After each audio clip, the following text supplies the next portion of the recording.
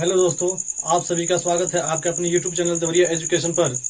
दोस्तों, जैसा कि आप जान रहे हैं कि आजकल हम कक्षा 12 के भौतिक विज्ञान पढ़ रहे हैं और आज का हमारा टॉपिक है अवतल दर्पण के लिए UVF में संबंध। आज का हमारा टॉपिक है अवतल दर्पण के लिए UVF में संबंध। आइए आज हम UVF में संबंध स्थापित करते हैं अवतल दर्पण के लिए। चलिए दोस्तों, सबसे पहले देखिए हम अवतल दर्पण के लिए तो सबसे पहले एक अवतल दर्पण का निर्माण करते हैं।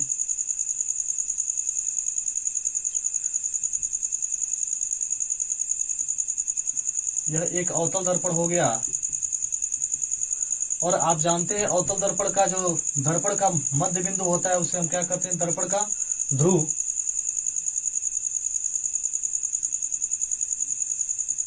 और यह इसका हो गया मुख्य अक्ष।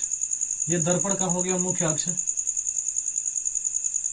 और ये इसका फोकस हो गया F और इधर इसका कहीं वक्रता केंद्र C हो गया। अब हम कह रहे हैं कि इस मुख्य अक्ष के किसी बिंदु पर, इस मुख्य अक्ष के किसी बिंदु पर एक वस्तु AB रखी गई है। इस मुख्य अक्ष के किसी बिंदु पर एक वस्तु AB रखी गई है जहां से दो किरणें निकल रही हैं। आप जानते हैं जो प्रतिबिंब खींचा जाता है उसमें प्रतिबिंब खींचने के लिए हमें प्रतिबिंब प्राप्त करने के लिए कम से कम दो किरणें भेजना है। किसी भी वस्तु से दो किरणें भेजना आवश्यक होता है। तो आइए हम यहाँ से दो किरणों को भेजते हैं। पहली किरण हमारा गया मुख्य अक्ष के समांतर, एक किरण हमारे मुख्य अक्ष के समांतर गई और आप जानते हैं कि मुख्य अक्ष के समांतर आने वाली किरणें परावर्तन के पश्चात प्रथम फोकस बिंदु से होकर जाती है। परावर्तन के पश्चात फोकस बिंदु से होकर जाती है। तो देखिए, पहली किरण जो मुख्य अक्ष के समांतर गई, यहाँ जैसे ही टकराकर परावर्तित हुई यह मुख्य अक्ष के समांतर हो गई। अब एक किरण भेजते हैं जो वक्रता केंद्र से होकर जाती है। एक किरण भेज रहे हैं जो वक्रता केंद्र से होकर जाती है। एक किरण को हम ऐसे भेज दिए वक्रता केंद्र के रास्ते। और आप जानते हैं कि वक्रता केंद्र के रास्ते होकर जाने वाली किरण परावर्तन के पश्चात उसी मार्ग से वापस लौट जाती है। जो किरण इस बिंदु से होकर जाती है वो परावर्तन के पश्चात उसी बिंदु से वापस लौट जाते हैं। और आप पढ़े हैं प्रतिबिंब की परिभाषा कि दो किरणें, किसी वस्तु से चलने वाली दो किरणें जिस बिंदु पर काटती हैं, किसी वस्तु से चलने वाली दो किरणें जिस बिंदु पर काटती हैं वही उसका प्रतिबिंब होता है। देखिए, यहाँ पर ये दोनों किरणें एक दूसरे को इस बिंदु पर काट रहा है और यही क्या होगा? इसका प्रतिबिंब। यहाँ पर अगर एक लंब खींच दे तो यह जो प्राप्त होगा इसे क्या कहेंगे? हम इसका प्रतिबिंब कहेंगे। इसका नाम देते हैं I डैश। थोड़ा सा इस चित्र में एक दो इसमें स्टेप आपको अपने मन से करना होगा। देखिए, इसमें हम अपने तरफ से यहाँ पे कर लेते हैं। यहाँ से एक लंब खींच देते हैं। ये जिस बिंदु पर गिरे इस बिंदु का कोई नाम दे देते हैं PQ। इसका नाम देते हैं यम। और यम बिंदु से मुख्य अक्ष पर एक लंब N खींच देते हैं। मुख्य अक्ष से एक लंब N खींच देते हैं। चलिए थोड़ा सा चित्र के बारे में लिख लिया जाए। और इस दर्पण का नाम है M1 M2। तो लिखते हैं, आइए चित्र के बारे में थोड़ा सा लिखते हैं। चित्र के बारे में ध्यान से देखिए कैसे लिखा जाता है। माना M1 M2 एक अवतल दर्पण है। देखिए कैसे लिखा जाएगा। माना M1 M2 एक अवतल दर्पण है। माना M1 M2 एक अवतल दर्पण है। अर्थात कहने का मतलब यह है कि जो M1 M2 लिए हैं इस अवतल दर्पण का नाम क्या है? M1 M2। माना M1 M2 एक अवतल दर्पण है जिसका ध्रुव, देखिए ये जो P बिंदु है इस दर्पण का ध्रुव क्या है? P है और इसकी वक्रता केंद्र C है। तो लिखते हैं जिसका ध्रुव P तथा वक्रता केंद्र C। जिसका ध्रुव P, वक्रता केंद्र C और फोकस F है। जिसका ध्रुव P, वक्रता केंद्र सी, वक्रता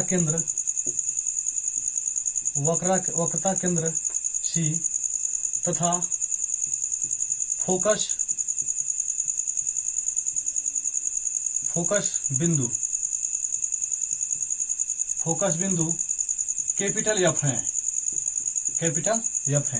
हमने मान लिया, सबसे पहले मान लिया कि जो M1 M2 है एक अवतल दर्पण है, M1 M2 एक अवतल दर्पण है जिसका ध्रुव P, वक्रता केंद्र C और फोकस बिंदु कैपिटल F है।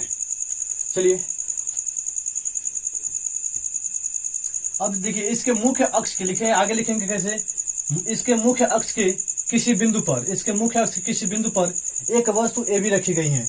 इसके मुख्य अक्ष के, ये जो अक्ष जो रेखा मिल रही है उसी क्या कहते हैं, मुख्य अक्ष कहते हैं ना। इसके मुख्य अक्ष के किसी बिंदु पर एक वस्तु AB रखी गई है। इसके मुख्य अक्ष के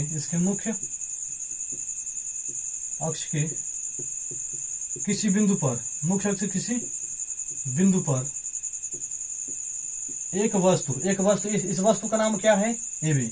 एक वस्तु AB रखी गई है।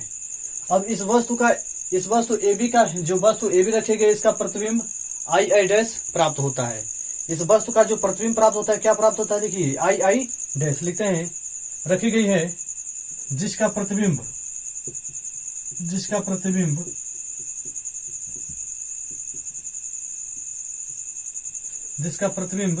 I डैश प्राप्त होता है।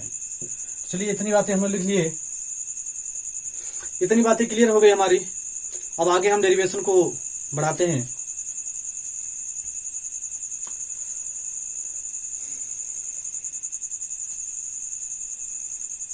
चलिए ये आपका बिंदु B है और ये, अब देखिए थोड़ा सा यहाँ पर एक चीज और हम अपने मन से यहाँ पे किए, यहाँ पे एक लंब खींचे, इसके मुख्य अक्ष पर एक लंब, यम बिंदु से एक लंब MN डाल, हम लिख लेते हैं, इसको भी लिख लेते हैं। दर्पण के मुख्य अक्ष पर, मुख्य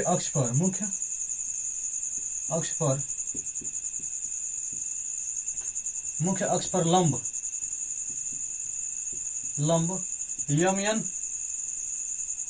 MN डाला गया है। आपको करना कुछ नहीं, बस इसको चित्र को देख कर लिखना, जैसे जैसे चित्र आप बनाए हैं बस वैसे वैसे आपको लिख देना है। देखिए सबसे पहले हमने क्या लिया है, माना M1 M2 एक अवतल दर्पण है, M1 M2 एक अवतल दर्पण है जिसका ध्रुव P वक्रता केंद्र C तथा फोकस F है। हम क्या लिखेंगे, शुरुआत कहां से करेंगे, माना M1 M2 एक अवतल दर्पण है जिसका ध्रुव P वक्रता केंद्र C तथा फोकस कैपिटल F है। इसके बाद से लिखेंगे इसके मुख्य अक्ष पर, देखिए ये इसका मुख्य अक्ष है और मुख्य अक्ष किसी बिंदु पर एक वस्तु AB रखी गई है। ये जो वस्तु रखी गई इस वस्तु का नाम AB है, तो लिखेंगे इसके मुख्य अक्ष पर, इसके मुख्य अक्ष के किसी बिंदु पर एक वस्तु AB रखी गई है जिसका प्रतिबिंब II डैश प्राप्त होता है। तो इतनी बातें आप लोग लिख लेंगे। उसके बाद से एक चीज और, यहाँ पे हम यम बिंदु पे इसके मुख्य अक्ष पर एक लंब MN डाल दिया गया है। देखिए यहाँ पे, तो यहाँ पे लिखते हैं कि दर्पण के मुख्य अक्ष पर एक लंब MN डाला गया है, एक लंब MN डाला गया है। चलिए दोस्तों, तब तक आप इसका एक स्क्रीनशॉट लीजिए, आगे से हम कंटिन्यू करते हैं।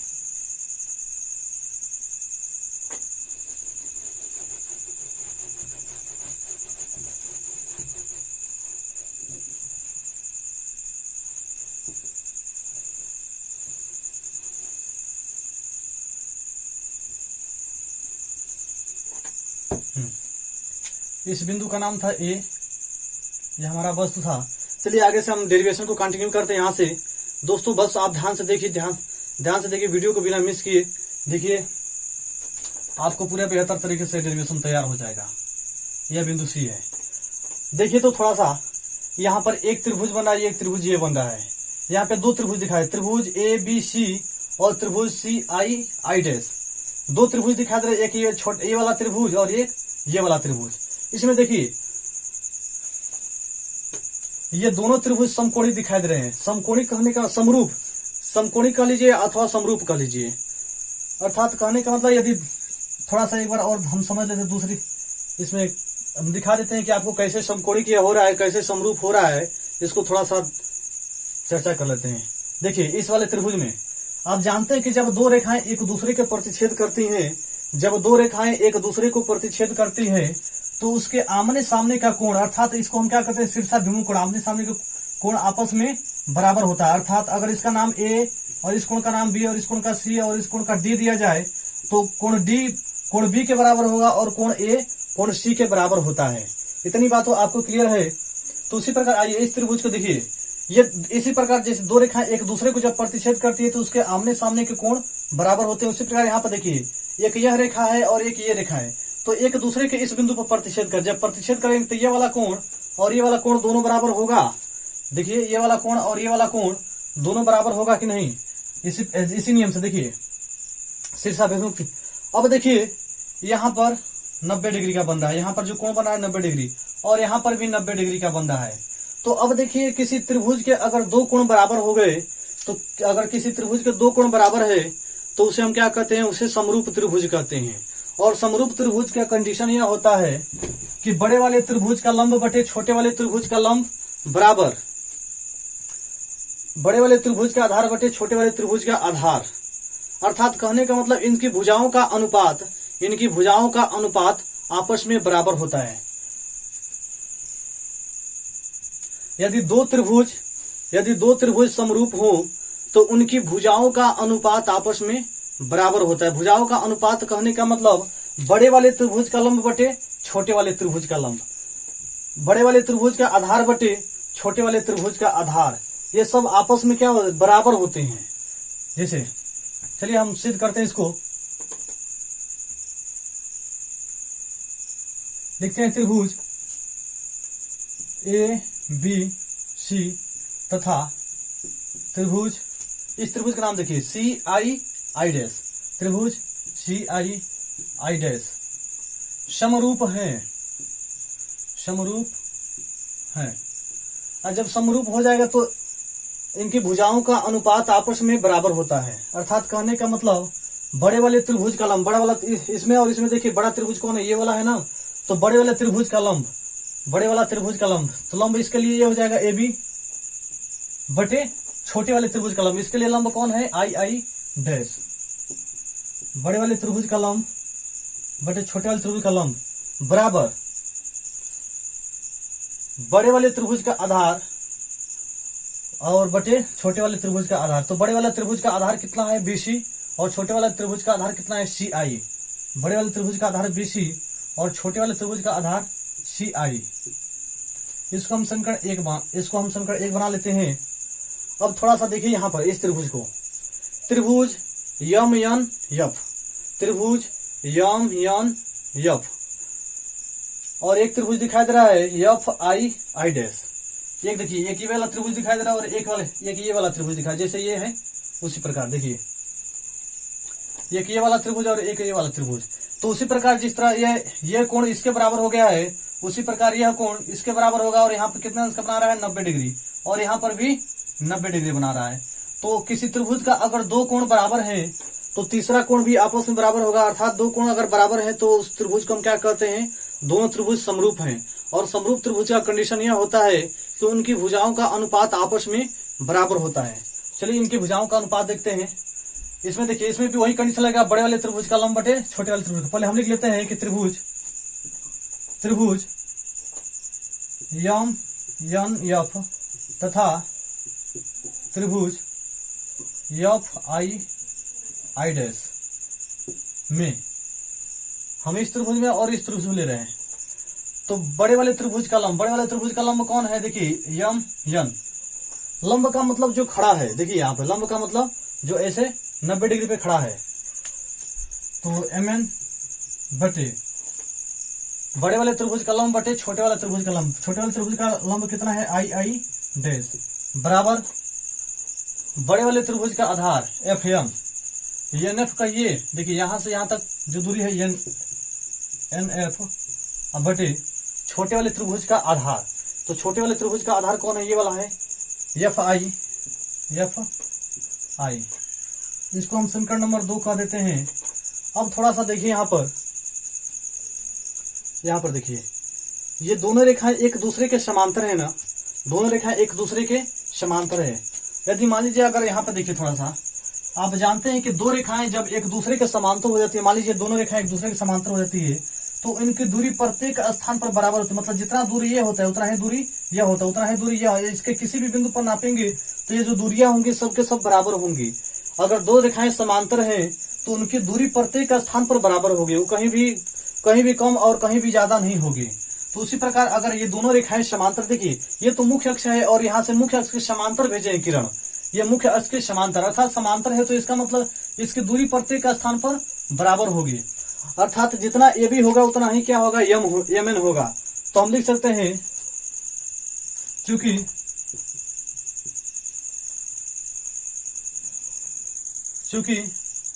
ए बी बराबर है एम एन के।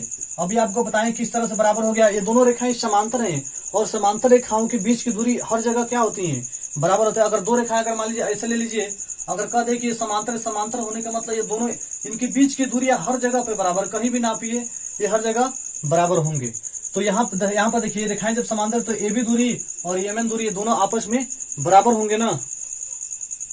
तो ए बी बराबर हो जाएगा आपका एम एन, ए बी बराबर एम एन। चलिए तो अब देखिए यहाँ पे एम एन के जगह पर हम ए बी लिखते हैं समीकरण 2 में मान रखने पर, समीकरण 2 में मान रखने पर। चलिए हम समीकरण 2 में मान रख देते हैं। ए बी और एम एन बराबर हैं, तो हम एम एन के जगह पर ए बी रख सकते हैं। तो इसके जगह लिख सकते हैं हम लिख सकते हैं ए बी बटे आई डैश बराबर, इधर वाला तो जो है उसी को उतारते हैं n f upon f i. इसको हम समीकरण नंबर 3 कर देते हैं। तो आगे हम इधर कर लेते हैं, इसको थोड़ा सा मिटाकर छोटा कर लेते हैं। चलिए अब देखिए समीकरण 1 और समीकरण 3 को, समीकरण 1 देखिए और समीकरण 3, दोनों का जो बाया पक्ष है, दोनों का जो लेफ्ट हैंड है, वो दोनों आपस में ए बी अपन आई डैश के बराबर बी सी अपन सी आई है। देखिए a b upon i dash के बराबर बी सी अपन सी आई है, और फिर ए बी अपन आई डैश के बराबर N F upon F I है। A b upon i dash के बराबर बी सी अपन सी आई है, और ए बी अपन आई डैश के बराबर N F upon F I है। तो इसका मतलब देखिए ये भी एसी के बराबर है और ये एसी के बराबर, तो इसका मतलब ये दोनों भी आपस में बराबर होंगे नहीं। अर्थात कहने का मतलब देखिए, ऐसे अगर समझ में आ रहा हो तो थोड़ा सा इधर ध्यान दीजिए। अगर मान लीजिए तीन लोग हैं, 3 लड़के हैं, एक लड़का का नाम ए है, एक लड़के का नाम बी है और एक लड़के का नाम सी है। पहले लड़के का नाम ए है, पहले लड़के का नाम बी है, दूसरे का बी है, तीसरे का सी है। अगर हम यह कह दें कि यह जो बी लड़का है वह ए के बराबर है, ये जो बी लड़का है, बी लड़का ए के बराबर है, और फिर यही बी लड़का सी के भी बराबर है, यही बी लड़का सी के भी बराबर। देखिए ये वाला लड़का इसके बराबर है और यही वाला लड़का इसके भी बराबर है। तो इसका मतलब ए और सी आपस में बराबर होंगे कि नहीं, ए और सी ये दोनों भी तो आपस में बराबर होंगे कि नहीं। तो उसी प्रकार देखिए a b upon i dash upon b c बराबर बी सी अपन सी आई है, और फिर इसी के बराबर ये वाला भी है। तो इसका मतलब ये दोनों भी आपस में बराबर हो जाएंगे। तो इस प्रकार समीकरण 1 और समीकरण 3 से, समीकरण 1 व समीकरण 3 से बी सी अपान सी आई बराबर हो जाएगा एन एफ अपान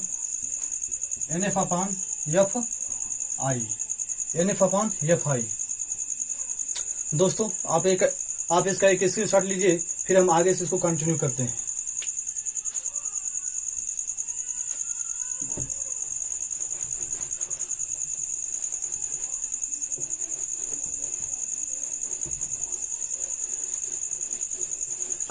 चलिए इसको हम समीकरण नंबर 4 बना देते हैं। अब थोड़ा सा आगे चलते हैं। बीसी अब देखिए BC, यहां पर आ गया है BC, B और C।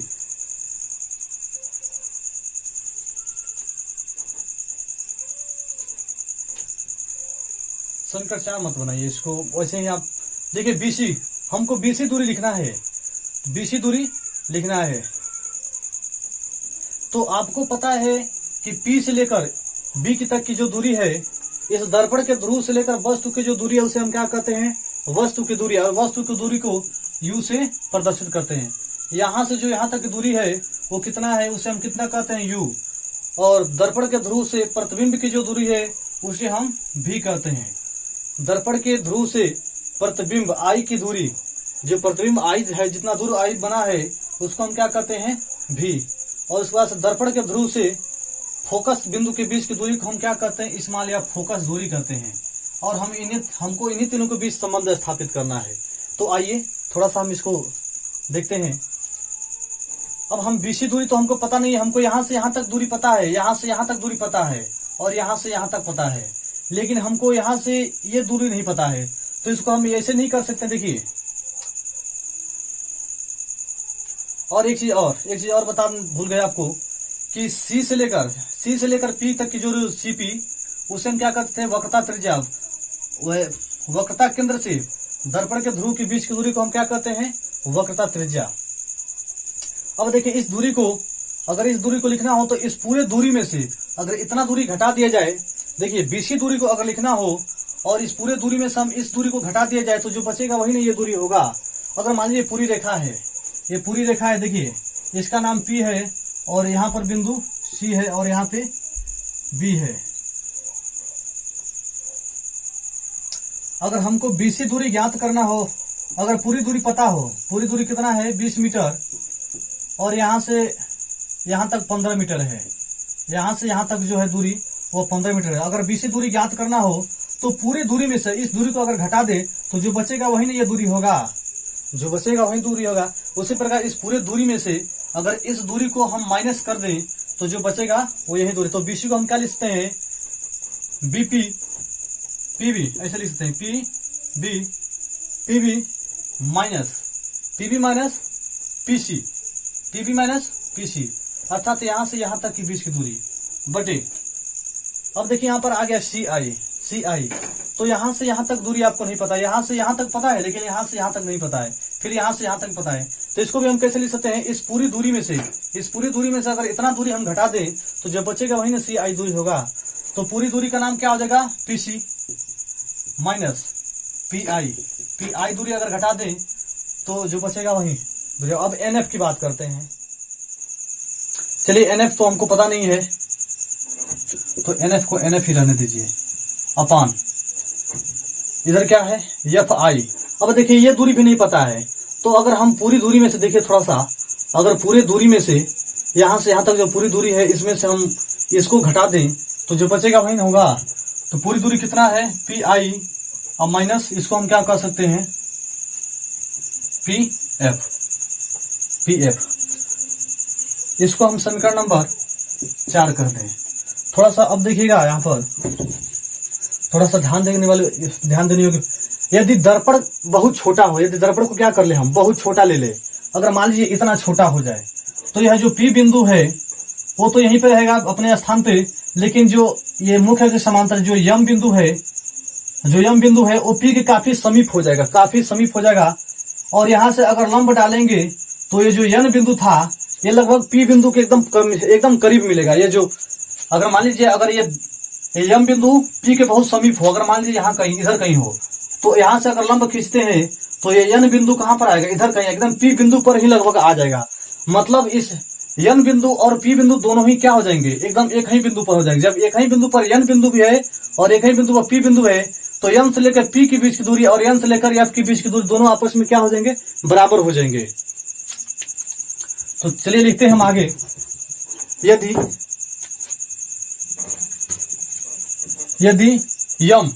यदि यम बिंदु P के समीप हो, यदि यम बिंदु P के समीप का मतलब कहने का नजदीक हो, P के समीप हो, जब यह इसके समीप होगा तब यहां से तो n भी क्या होगा, p के समीप होगा। तो इस स्थिति में लिख सकते हैं p से f के बीच की दूरी और n से f के बीच की दूरी दोनों आपस में बराबर हो जाएगी। p से f के बीच की दूरी और n से f के बीच की दूरी अपन, क्योंकि n बिंदु भी इसी बिंदु पर आ जाएगा। जब ये इसके समीप होगा, मान लीजिए हम m को इधर कहीं ले ले, फिर यहाँ से लंब डाले तो n यहाँ पर कहीं आ जाएगा ना।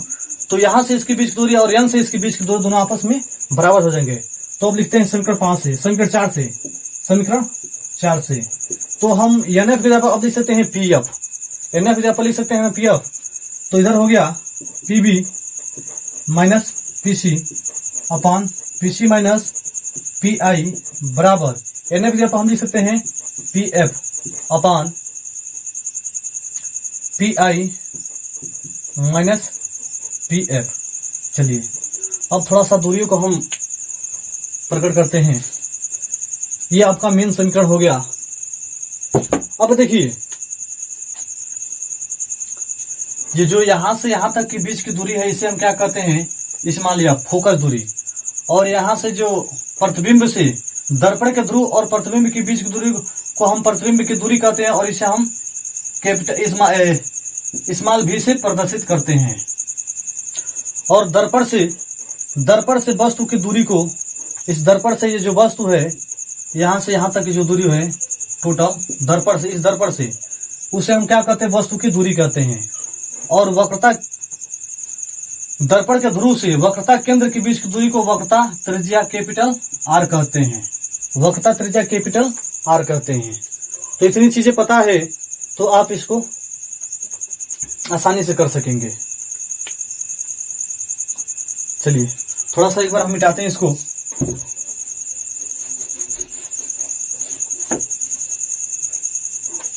इसमें बहुत सारा हो गया इसलिए थोड़ा सा देखिए, इस C बिंदु से P बिंदु के बीच की दूरी R है, फिर P बिंदु से इस वस्तु की दूरी U है, और इस P बिंदु मतलब दर्पण के ध्रुव से ये जो प्रतिबिंब है इसकी दूरी V है।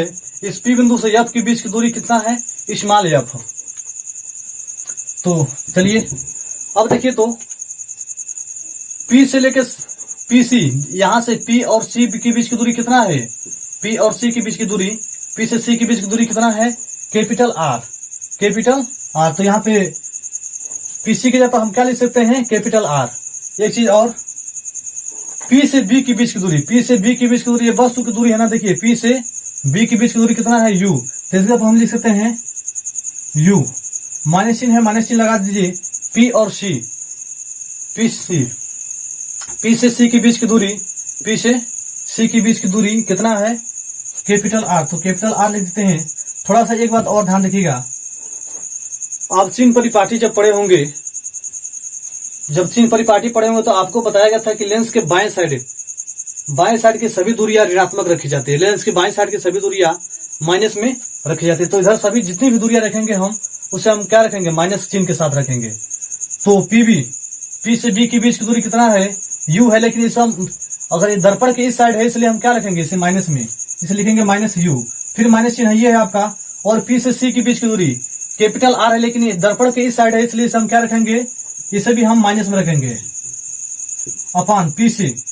फिर वही दूरी आ गया, PC को हम क्या कर रहे हैं, R, लेकिन दर्पण के दूसरे साइड है इसलिए हम इसे क्या कहेंगे, हम माइनस R। फिर माइनस चिन्ह है, माइनस चिन्ह को लगा दीजिए। P से I के बीच की दूरी, देखिए P से I के बीच की दूरी को हम क्या कर रहे हैं, V। तो इसके जगह पर हम लिख देते हैं V, चूंकि दूरी यह भी क्या है, दर्पण के इस साइड है, इसलिए इसे भी हम क्या रखेंगे, माइनस में। और P से F के बीच की दूरी, P से F के बीच की, यहाँ से इसके बीच की दूरी है जो स्मॉल f है, चूंकि ये भी दर्पण के इसी साइड है इसलिए हम क्या रखेंगे, इसे भी माइनस f। P से I के बीच की दूरी V है, इसलिए दर्पण किधर है इसलिए हम इसे क्या रखेंगे, इसे भी माइनस में रखेंगे, माइनस। P से F के बीच की दूरी कितना हो जाएगा, माइनस f। अब चलिए इसको थोड़ा सा हल कर लेते हैं।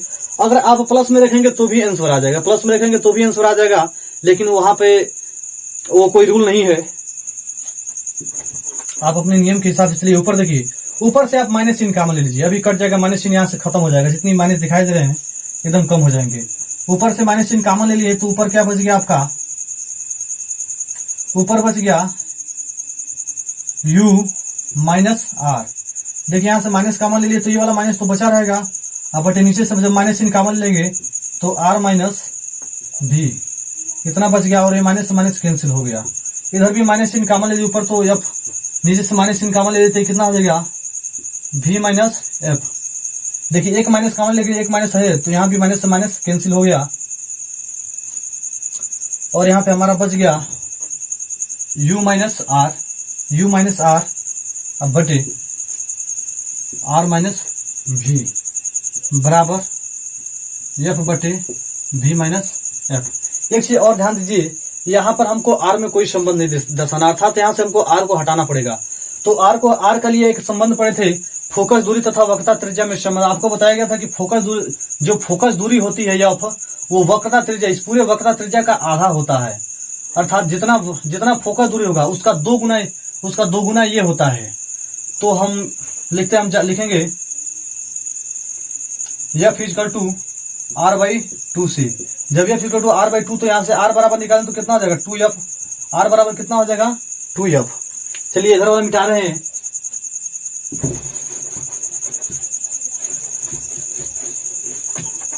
अब यही r बराबर 2f इसमें रख दिया जाए। r की जगह पर जहां है u माइनस r की जगह पर लिख देते हैं 2f बराबर उधर कितना है f अपान v माइनस f तो ये है आपका बट f इधर बाकी है। r की जगह हम कितना लिखेंगे 2f minus v 2f minus v। चलिए अब इसका त्रिय गुणा कर लेते हैं, इसका इधर कर लेते हैं और इसका इधर।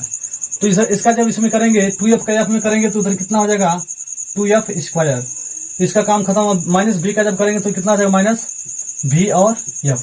अब इसका इधर कीजिए, जब इसका इसमें करेंगे तो कितना हो जाएगा ये u v, फिर इसका उठाकर इसमें कीजिए माइनस 2vf और फिर माइनस f का कीजिए। माइनस f का जब करेंगे तो ये हो जाएगा माइनस uf माइनस uf। इसको थोड़ा सा मिटा रहे हैं, इसको इसके करीब लिख रहे हैं। और इसका जब करेंगे तो minus minus plus 2f square. अब देखिए इक्वल टू की side 2f square equal to की साइड 2f स्क्वायर, दोनों ये कट गए, दोनों यहाँ कट गए। इसको हम इधर ले चलते हैं।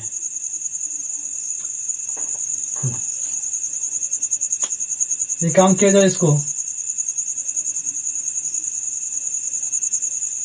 इसको उठाकर इधर ले जाया जाए। u भी को यहीं पे छोड़ दे, u भी और माइनस uf को यहीं पे छोड़ दे रहे हैं।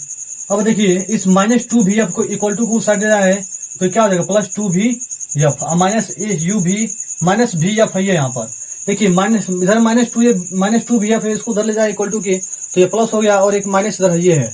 तो अब देखिए यहाँ पर एक चीज कि दो को vf में से एक vf घटा देंगे, दो को vf में से एक vf घटा देंगे तो एक vf बचेगा ना। और इधर कितना हो गया u v माइनस uf। अब दोनों पक्षों में लिख देते हैं, दोनों पक्षों में u vf से भाग देने पर, दोनों पक्षों में u vf से भाग देने पर लिखेंगे दोनों पक्षों में u vf से भाग देने पर, u vf से भाग देने पर।